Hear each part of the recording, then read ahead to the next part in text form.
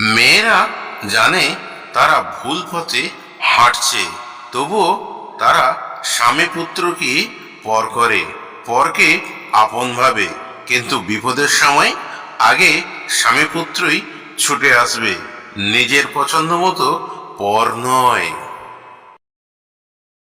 দাঁতকে ভালো মজবুত করতে কেউ লবঙ্গ খেতে বলেন, কেউ বা নুন তেল দিয়ে দাঁত মাজতে বলেন।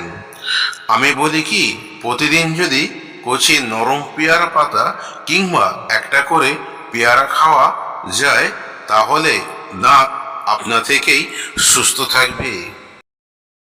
আকাশে রকেট চলে গেলে পেছনে সাদা ধোঁয়ার একটি চিহ্ন বা রেখা রেখে যায়, কিন্তু মানুষের প্রতি বিশ্বাস চলে গেলে সেই বিশ্বাসের কোনো মূল্যই থাকে না।